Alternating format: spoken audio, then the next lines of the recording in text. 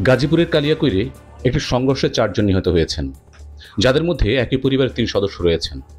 একটি কাভার্ড ভ্যানের সঙ্গে সিএনজি অটোরিকশার ধাক্কায় এই মর্মান্তিক দুর্ঘটনাটি ঘটে। চলুন বিস্তারিত জেনে নেওয়া যাক।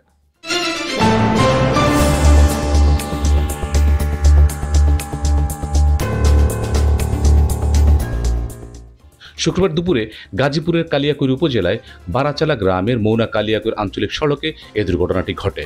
পুলিশ ও স্থানীয় সূত্রে জানা যায়, সিএনজি অটোরিকশাটি মৌনা থেকে কালিয়াকৈরের দিকে যাচ্ছিল। বারাচালা এলাকায় বিপরীত দিক থেকে আসা একটি কাভার্ড ভ্যান সরাসরি অটোরিকশার উপর ধাক্কা মারে। ধাক্কার তীব্রতায় ঘটনাস্থলে মৃত্যু হয় জাহিদুল ইসলাম ও তার ছেলের। অটোরিকশায় মোট 5 জন যাত্রী ছিলেন। দুর্ঘটনায় জাহিদুল ইসলাম ও তার ছেলে ঘটনাস্থলেই নিহত হন। আহত অবস্থায় জাহিদুলের স্ত্রী ও আরেক যাত্রীকে উদ্ধার করে স্থানীয়রা প্রথমে কালিয়াকৈর উপজেলা স্বাস্থ্য কমপ্লেক্সে নিয়ে যায়। পরে তাদের মৌনার একটি হাসপাতালে রেফার করা হলে সেখানে কর্তব্যরত ডাক্তাররা তাদের মৃত ঘোষণা করেন। নিহতদের মধ্যে 3 জন একই পরিবারের।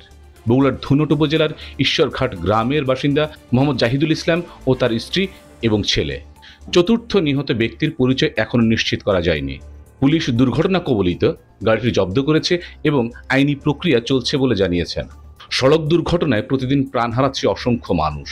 সচেতনতা ও ট্রাফিক আইন মেনে চলাই পারে এমন মর্মান্তিক ঘটনা থেকে আমাদের রক্ষা করতে। Subscribe now for daily news and updates.